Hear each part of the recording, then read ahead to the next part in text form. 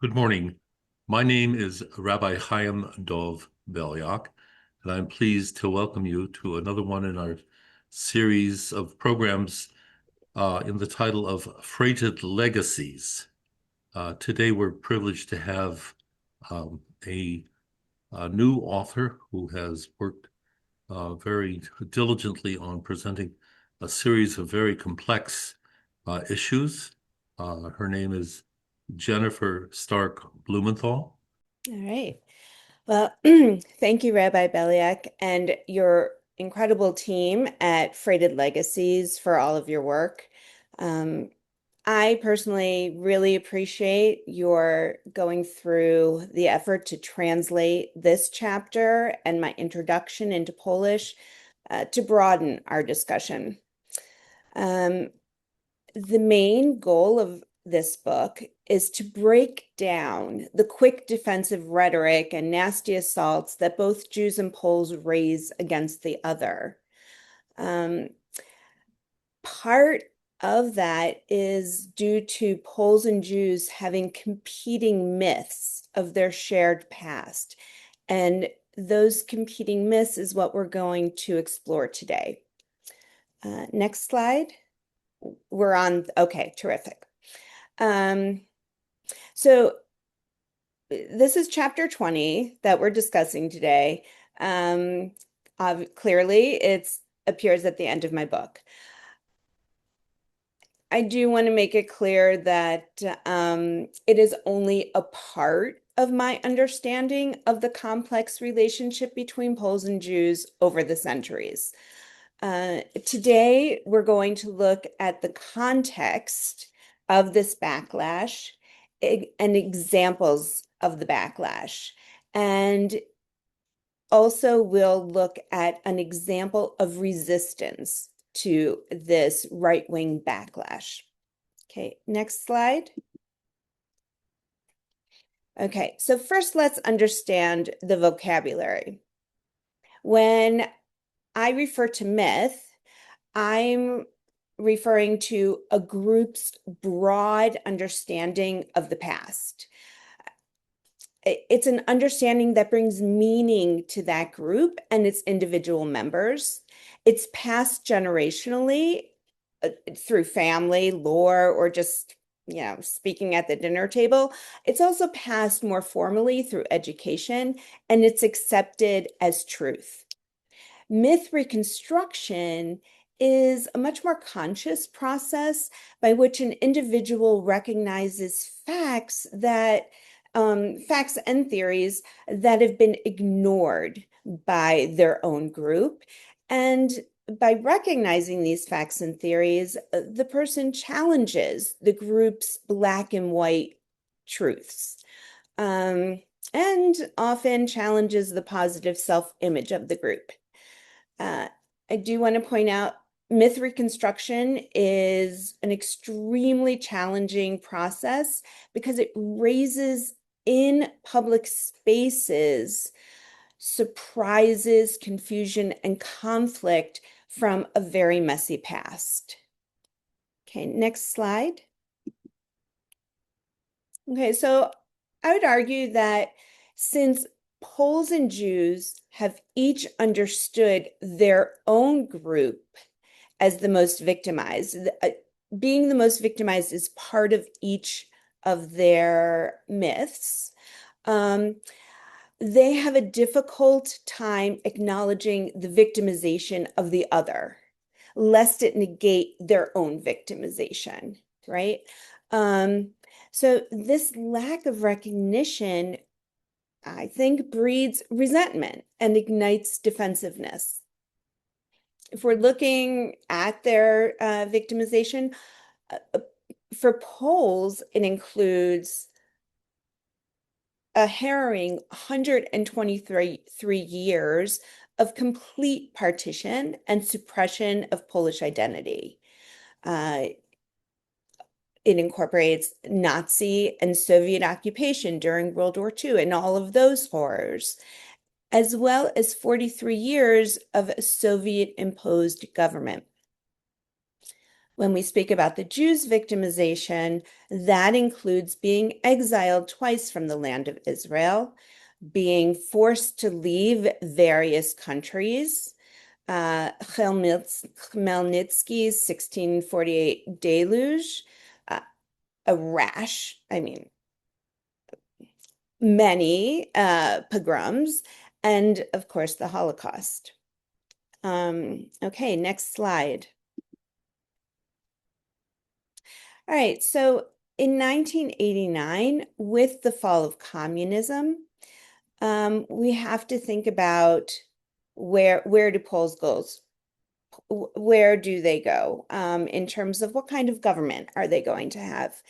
Now, importantly, solidarity, which is what brought down communism, it wasn't just one group leading it. It was actually a very unique opposition of formed by intellectuals, workers, and the church. And it's pretty rare for all three to unify, but they did, and they brought down communism. Post-independence, that unity fractured because those groups had different visions for what the future of Poland should be. So some saw the West as a guiding force and saw their own past from the Polish-Lithuanian Commonwealth somewhat mirrored in the European Union, in the sense that it was open and tolerant of minorities, and there was a sense of growing and being part of something else. For others, they looked toward the Catholic Church as their guiding force. And this was modeled in the much smaller Polish kingdom, and its very traditional set of values. So next slide. So in 1989, there was a leaning into the model of the Polish-Lithuanian Commonwealth and its embrace of minorities. People delved into all subjects that had been kept from them by the communists or by the communist government, and that included past Jewish life in Poland. What happened was that Catholic Poles or Christian Poles became leaders in preserving Jewish memory. Some examples include the Krakow Jewish Festival that has been going on for 37 years. Academically, universities opened up Jewish studies departments teaching Yiddish and Hebrew and Jewish history. Elementary and high school curriculums developed teaching Jewish culture and the Holocaust. One example is the Tak Skola, which has been renamed the Irina Sendlerova School. But there, teachers demonstrated that students' stereotypes of minorities could actually be changed by immersing them in history and culture via the arts. There are also many examples of Polish communal stewards of Jewish memory. One, since 1990, Brama Grodzka has been discovering and teaching about Lublin's Jews. Since 1996, Bogdan Bialik has commemorated the Kielce pogrom and brought communities together to do this and to educate them about that. horror. Since 2002, the Foundation for the Preservation of Jewish Heritage in Poland has been recovering, preserving, and commemorating physical sites that are significant to the Jewish population. This touches on 200 synagogues and some 1,200 cemeteries.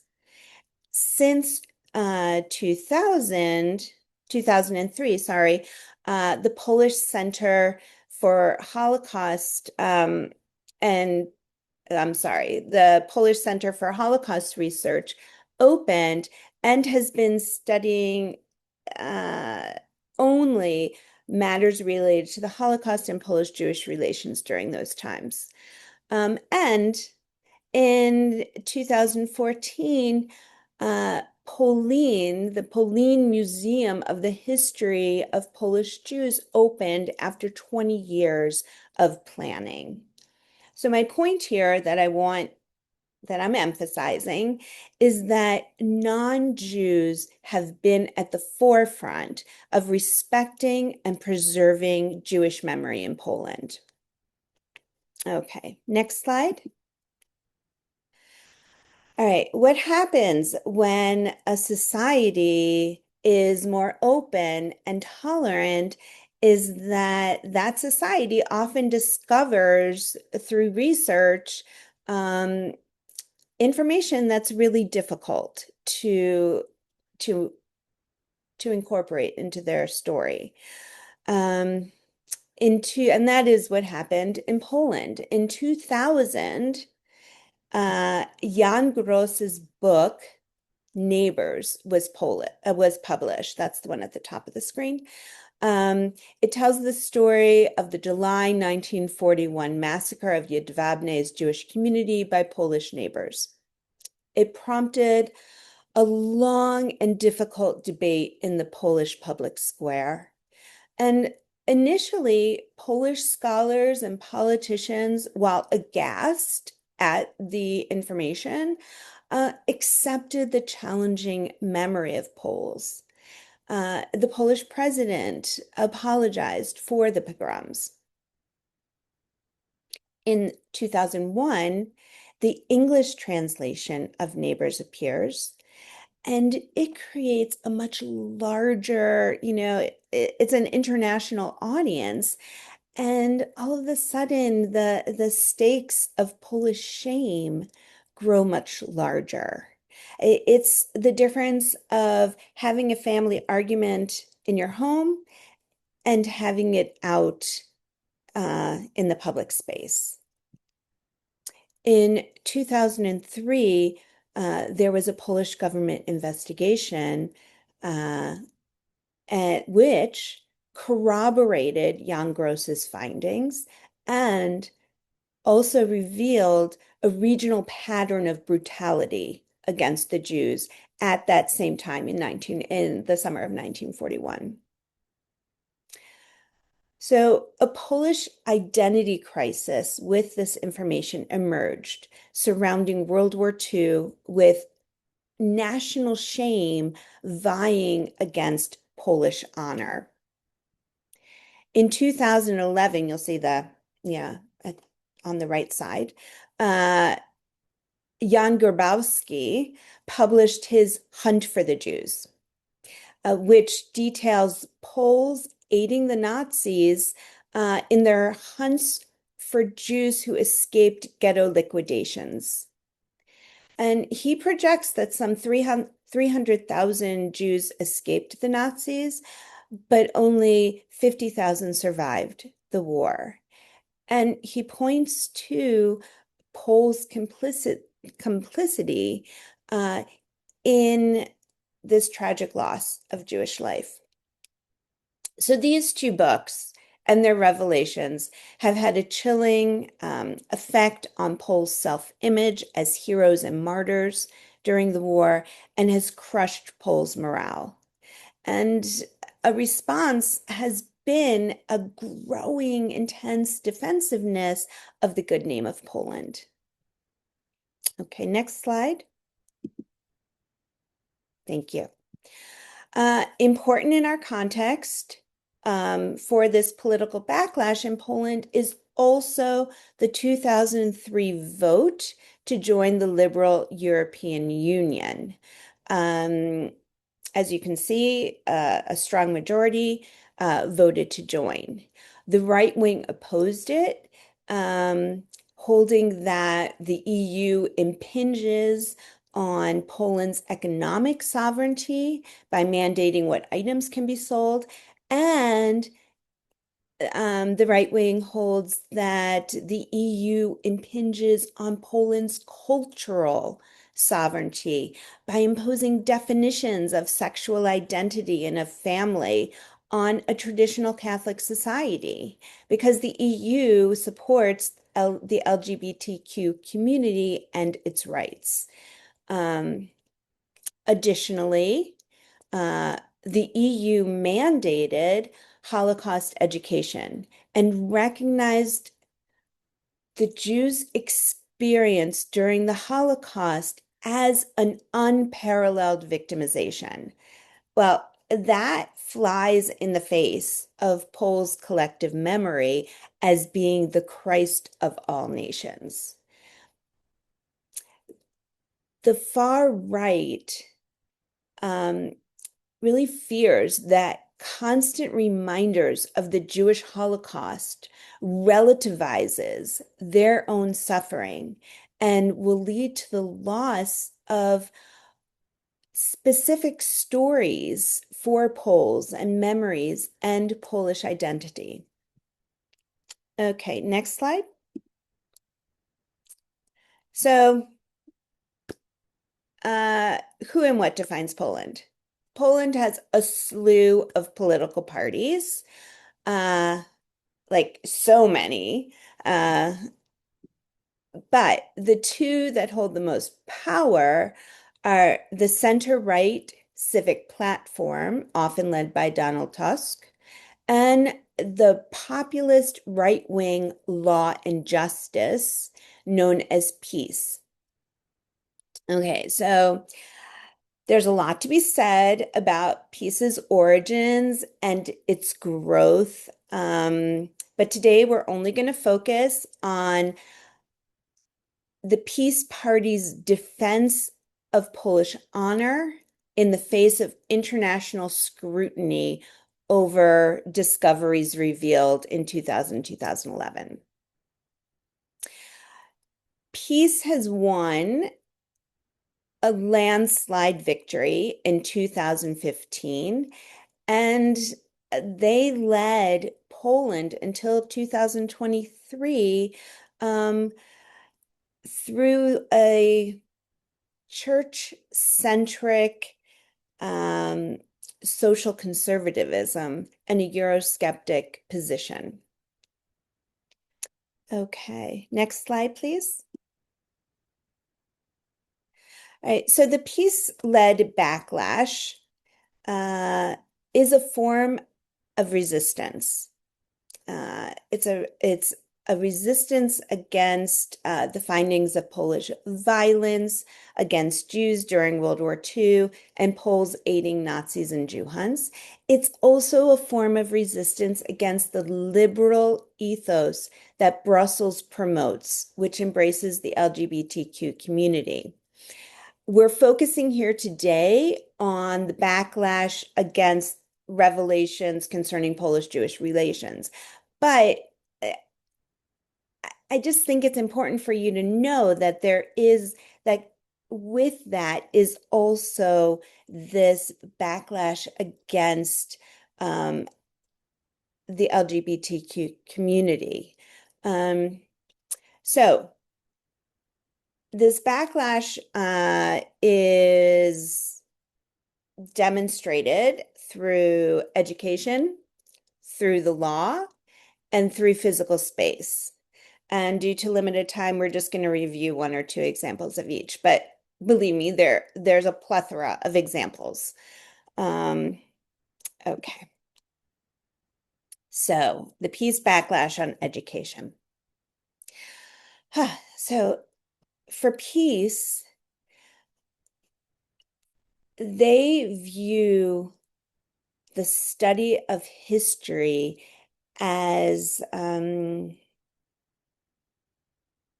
not for the sake of learning what was unknown and reorganizing our ideas, but for peace. History should strengthen the national collective bond. That is the purpose of history, to strengthen the Polish people's bond with one another. And the core history curriculum has focused on developing national identity and loyalty to the Polish nation. And any possible wrongdoing by Poles has been excised from it. Additionally, to promote a Polish nationalist agenda, PiS phased out most teaching about minorities by 2019. Now, to defend Poland's honor, the far right wing, i.e. PiS, has countered Jedwabne and the Jew hunts by weaponizing the Polish righteous. They've magnified the Polish righteous and ignored the Polish traitor. Now, PiS argues that there are more righteous Poles than Yad Vashem has recognized. And important to know, Yad Vashem has recognized more than 7,300 Polish righteous among the nations, and it's the largest number from any country. But the right wing holds that there are so many more Poles who were righteous than have been recognized. Now, they have a point because the criteria are pretty difficult to meet. One, you need documents and such as diaries, photos, or letters, and you know, they were in a state of war. So many of them had been destroyed. Also, Yad Vashem requires that the sort of application be initiated by the Jewish survivor. Now, right after the war, right, many Jews who Poles had aided either died during the war or died thereafter. Many lived behind the Iron Curtain and didn't know about this award. And for those who did know, many still did not contact Yad Vashem to initiate this process because they didn't want to relive the horrors of that time. So I think the nationalist argument has merit, that more Poles acted to rescue Jews than has been recognized. Well, under the PiS government, more close to 32,000 Poles have been recognized as righteous. And that number has their critics who claim that the government has elevated people to heroic heights without any witness testimony and without any documentary proof. And that there has been no reflection on what the motivations of the Poles who acted to save Jews or aid Jews was. For Yad Vashem, there couldn't be any economic gain or any sexual favors provided in exchange for aid. That's not the case here. Okay. PiS argues that Poles who killed Jews during World War II stood on the fringes of society, while those who aided and saved Jews were the norm. In 2019, the director of the Center for Research on Prejudice at the University of Warsaw said that due to peace propaganda, the average Pole believes that 49% of Poles alive during the war rescued Jews. That makes, millions of Poles righteous according to this. And that's just blatantly like not true. So I'll leave that slide. Okay. All right. How do we see the peace backlash in the law? Many of you will recall that in January 2018, the government created an amendment to the Act on the Institute of National Remembrance. Now, this is known outside of Poland as the Holocaust Law. It criminalized accusing the Polish nation or state of complicity in Nazi crimes, and it was punishable by fines and up to 3 years of imprisonment. So this caused quite the stir. And in February 2018, there was an emergency meeting at Polin Museum of the History of Polish Jews. And some 700 people attended. Most of them were involved in researching the history of World War II and, the Holocaust. There was a lot of anxiety for what would this mean for historians who were continually discovering new things.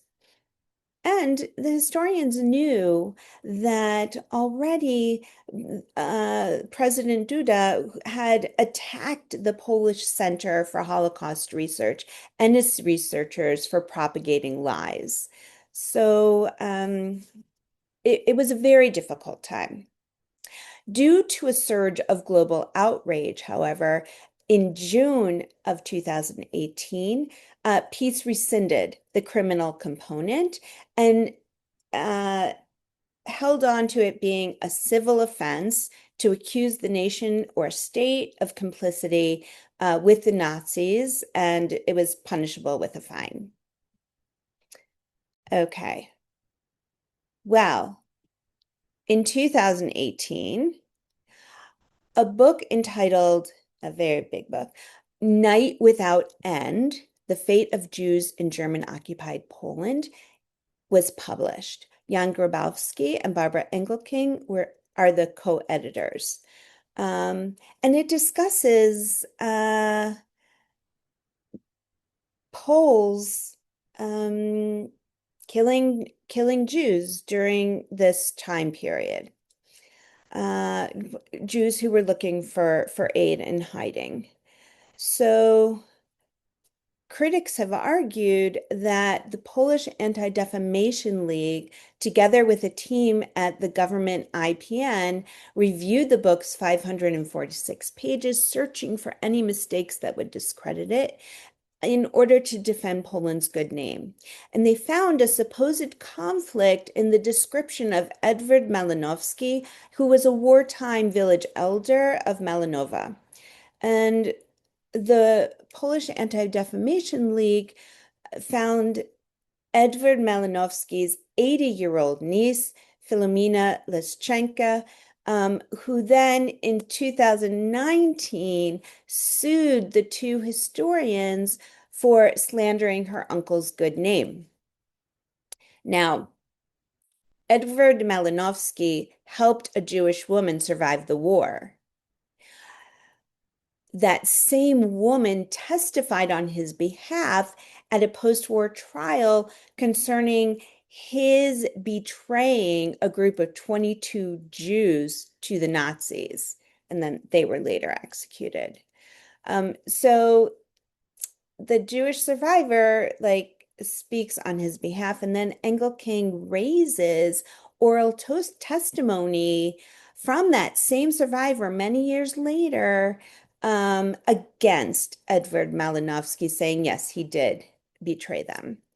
The lawyers for Malinowski's niece sought to defend not only Edward Malinowski's good name as a hero who saved Jews, but it went further to defend the right to national identity and pride. Well, the district court in Warsaw found the two academicians guilty. The judge could not make room for the concept that Poles could be just both good and bad and act similarly to the Nazis. However, Grabowski and Engelking appealed the verdict, and in August 2021, the court dismissed the libel case in its entirety, saying that it is not the task of a court to interfere in academic research. Okay, let's look at Peace's backlash within the physical space. Okay, so the Polin Museum of the History of Polish Jews was opened after 20 years, right, of planning. After the announcement for plans to build it, the Polish government created new memorials that it would place in the museum's courtyard. Elżbieta Janicka argues that these memorials were used to emphasize the Polish narrative within the Jewish space. And one example you see against this brick wall is a memorial to, or the Willy Brandt Monument. Willy Brandt was the West German chancellor who in 1970 visited the Polish People's Republic and went in this space to the Warsaw Ghetto's monument, which was already there, and knelt before the Warsaw Ghetto's monument. And in a show of, apology and taking responsibility for the Holocaust. So for the world, the Willy Brandt monument demonstrates that the Holocaust was organized and carried out by the German people, by the Nazis. And importantly, for many Poles, it symbolizes the country's absolute innocence of any complicity in crimes against the Jews. So being that it's inside the courtyard of this museum dedicated to the history of Jews, a visitor would imagine that this monument is expressing part of the Jewish narrative. And one could argue that it functions to suppress the Jewish narrative. Now, on the other side is a street sign. It has the name Irina Sendlerova, who was righteous among the nations. Many of you might know her name. An incredible woman. She rescued 2,500 children from the Warsaw Ghetto. This street sign was dedicated at the grand opening of the museum by government representatives. And you see it at a pathway that leads from the parking lot to the museum entrance. So why would I be critical of this sign to somebody who clearly deserves it, right? I'm questioning the timing of it and the failure to place her act in context. Jews definitely should know about Irina Sendlerova. But it's odd to me that the first name that visitors see associated with the museum dedicated to the history of Jews in Poland is that of a righteous Catholic woman. Okay, next slide. So there has been resistance to the peace backlash, and we see this in a temporary exhibit that the Polin Museum put on to mark the 50th anniversary of basically the expulsion of Jews from Poland.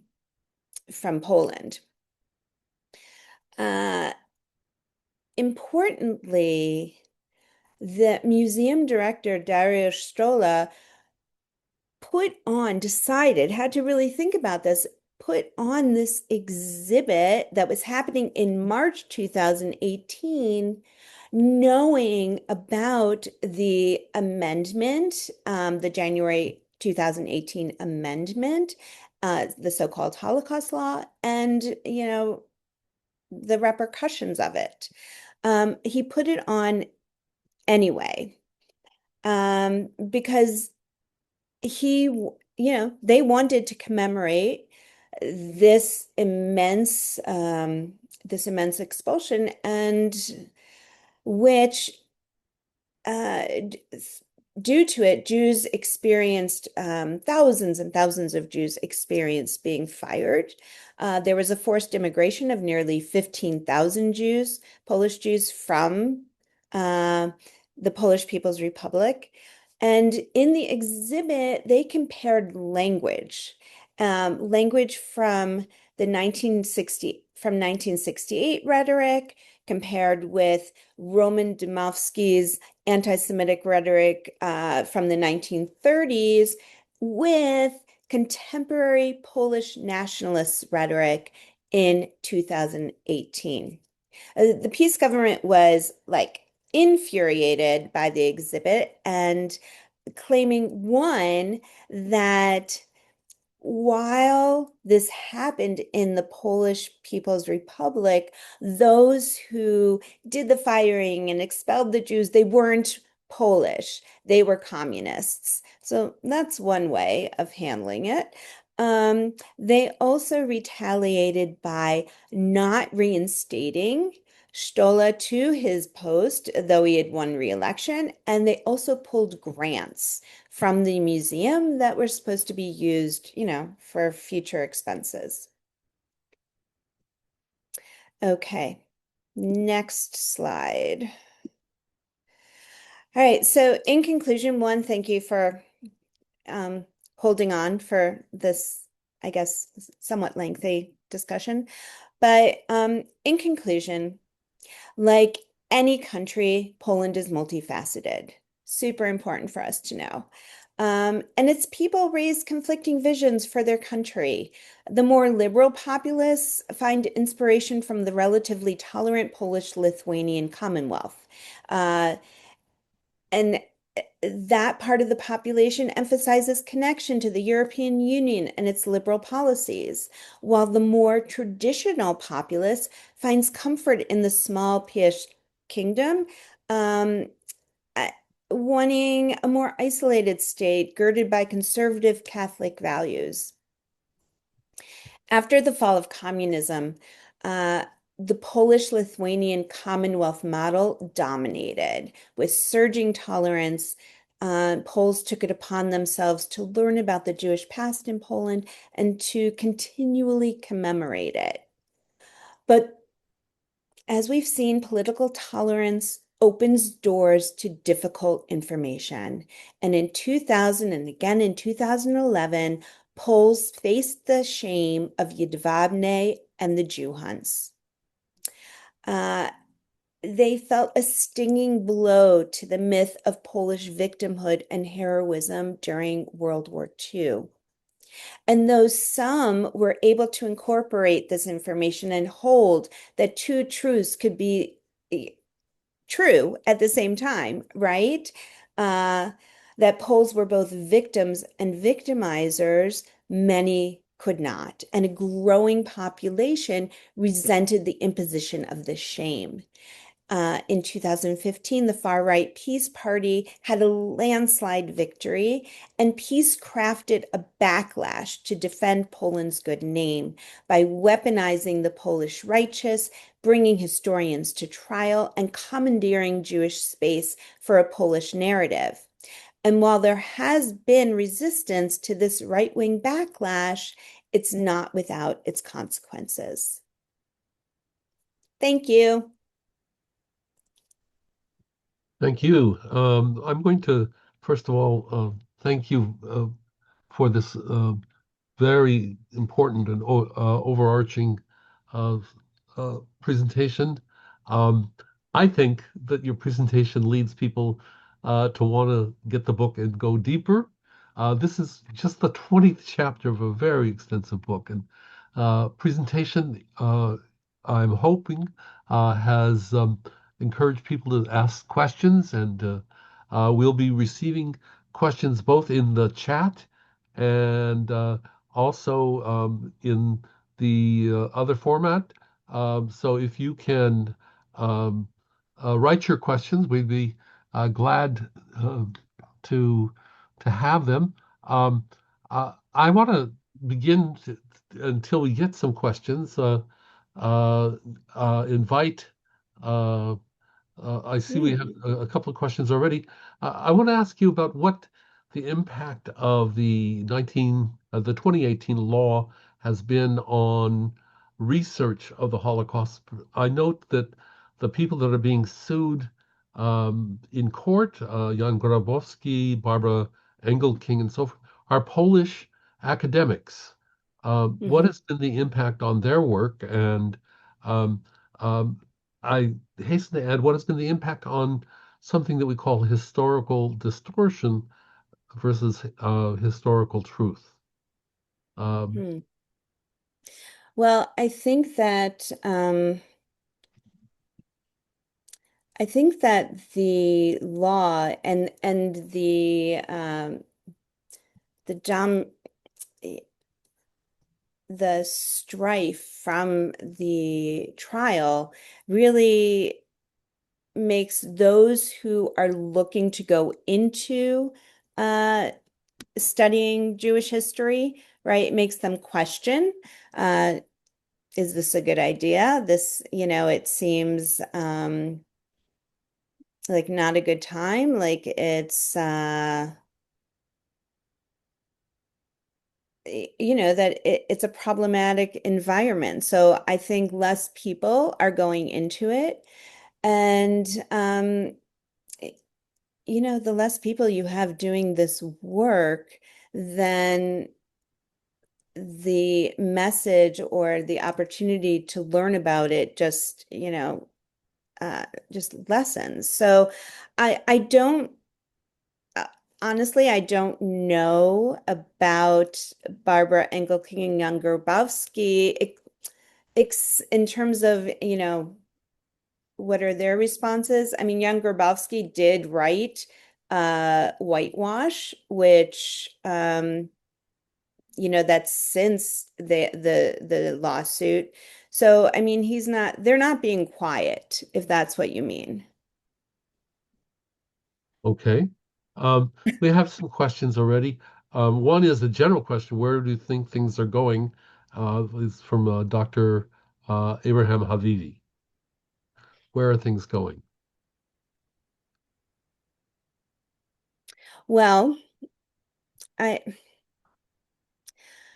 I think, and I'm taking that side because, in 2007, I was all, ooh, this is amazing, right? Like, this is everybody, like Poland is so tolerant and so open to minorities and to learning about them. It was very, very exciting.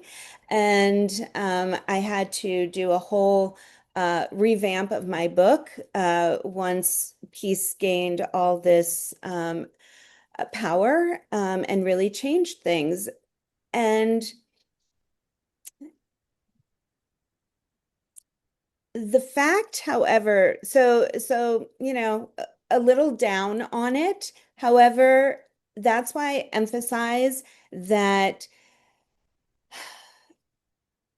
that there is this large group of Poles who are commemorating and who are very much engaged and dedicated to Jewish memory. But I think, the politics of shame or I often win out, unfortunately. I think we find that here. We can find that here too. People really use it and to boost, they want to boost themselves up. And although Donald Tusk is, back in power, I don't know. I don't know. I'm more guarded now and see it perhaps a little generationally, Okay. But that's probably the question that will hang over of readers that as they look at the current issues that have happened recently with the cancellation of the Hanukkah lighting, which had traditionally Yeah. taken place at the president's residence. And this year, I think we would understand it as a political move. The new president who was elected in the summer, decided that it was not necessary to have any presence of a Hanukkah menorah. I think a year or 2 years before, there had been the presence of a far right wing uh, uh, member of the parliament who used a fire extinguisher to extinguish the Hanukkah flames. We as a group have particular connection because the woman that opposed Braun's acting as a fireman uh, also was attacked to stop him from stopping the Hanukkah flames by one of the people that has been associated with our work in Poland. Um, Many people thanking you for introducing them to many of these issues. Um, I'm curious, uh, what has happened in terms of um, do you have any sense of what the Warsaw Ghetto Museum is going to be like? Uh, this is a new museum that's being um, built and had some controversy already. Um, honestly, I do not know what it's going to be like.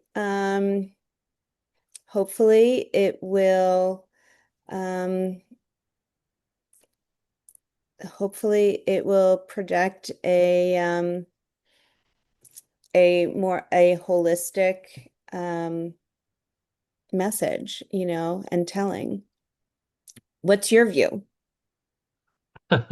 Um, well, I've only been able to talk to people who have been involved in the Yad Vashem um discussion of who are the advisors from Israel, and they are concerned that the premise of the museum is problematic. The premise of the museum suggests that while Jews were in the Warsaw Ghetto, there was profound support from the surrounding Polish um, population.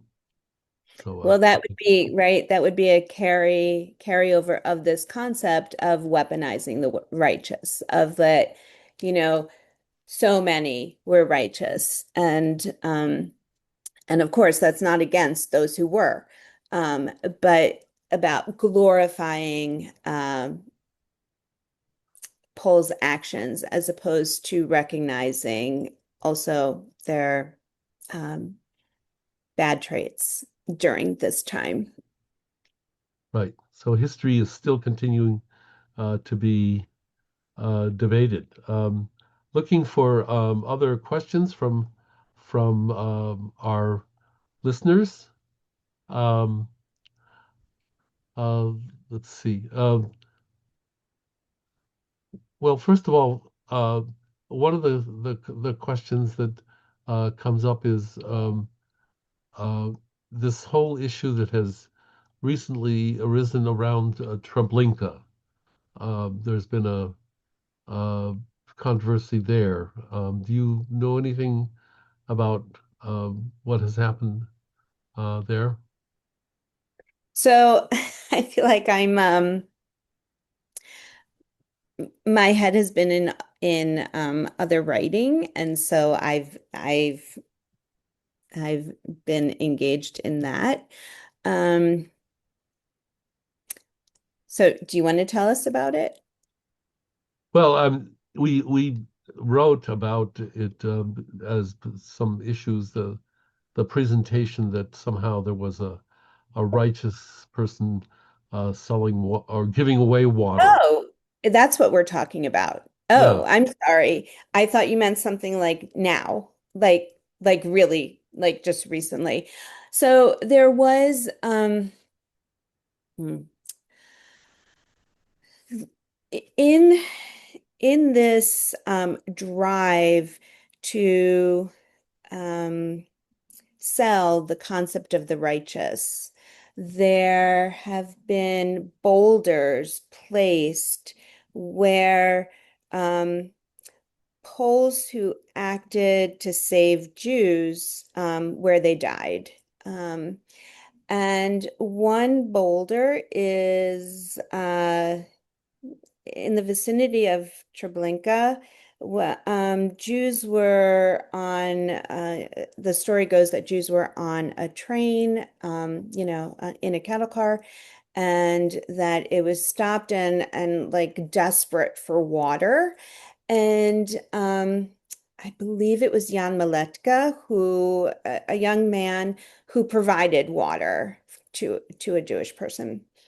And he was killed for that. And for that he should be, praised, right? The problem is that this and this is the same thing, the same issue with much of the monuments that go up for to honor the Polish righteous, is that there is no explanation of the context, like what makes this righteousness, right? Giving somebody water. Well, what makes it righteousness is that other Poles were not giving water. They would only give water in exchange for money and valuables. So that lack of context really, I think, it does a disservice to those who stood up in this very difficult environment. Um, But the peace government had, chose explicitly to sort of not provide that context, that difficult context. We have a question from one Anthony Polanski and another from Jeffrey Blumenthal, people you may know. Could you say something about the impact of the Trump presidency on these debates?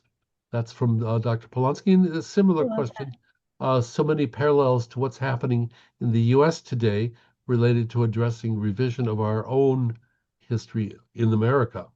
The push to change the narrative in the Museum of African History and Culture Thought. I know you wanted to talk about that.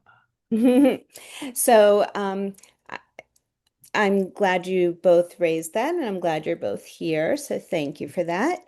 Um, I would say that what Trump has taught me, by living through this time period, um, Trump has taught me that often that um, the opposition and people who don't believe in the rhetoric, that they are present, um, even when you who or I who are, a half a world away don't hear about it, right? So because I know where I stand on this issue in the United States, and I would label myself part of the opposition, and I would say that I've gained a lot of respect for the various oppositions that have taken place in Poland over the centuries, from rebellions against the Russians, to to to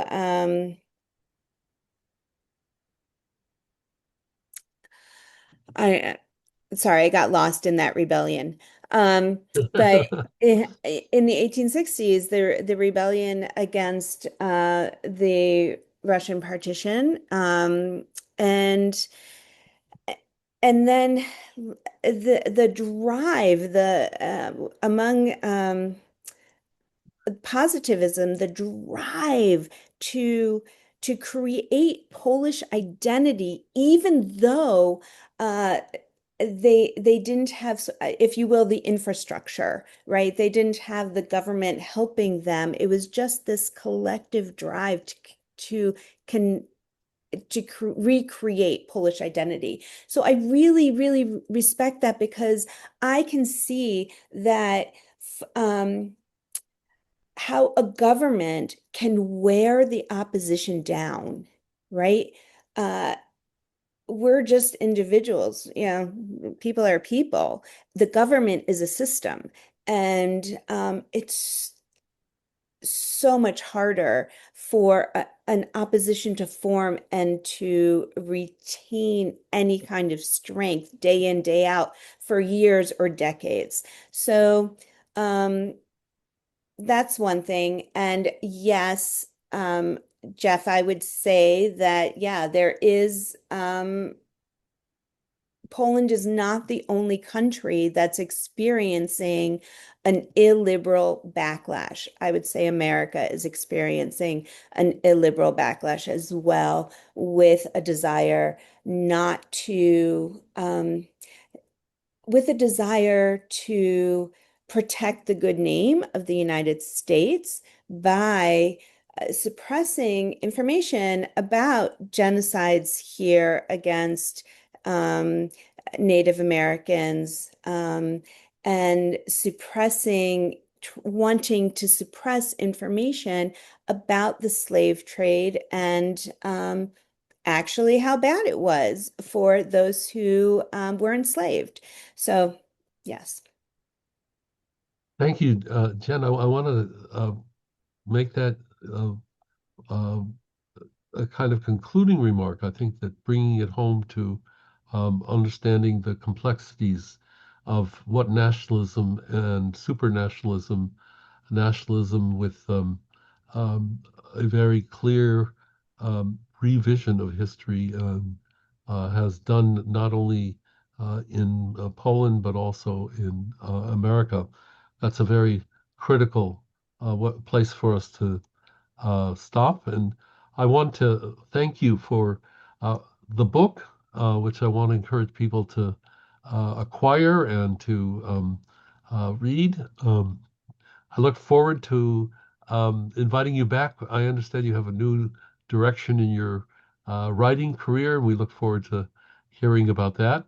I want to turn for just a moment now to the fact that we are going to be inviting people to participate in the um, upcoming events that are on our list. And here I'm sharing you the screen from a program that we began in August with Professor Joshua Zimmerman, who will be returning February 14th to talk about his newly published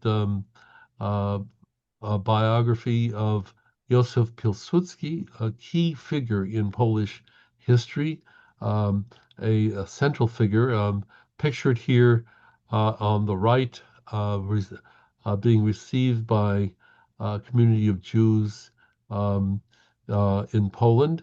Józef Pilsudski began life as a socialist, became a general, became a rather controversial figure in the political world, and was viewed by many Jews as a hero of the Poland that included Jewish and other minority participation. The plan for this is that we will again share a chapter in Polish for people to be able to join us on February 11th. The notices will be out, and we encourage people, of course, to acquire the book. As we look at a critical chapter, we're also going to be joined by a Polish historian who has written on Pilsudski, Professor Zundel, and we look forward to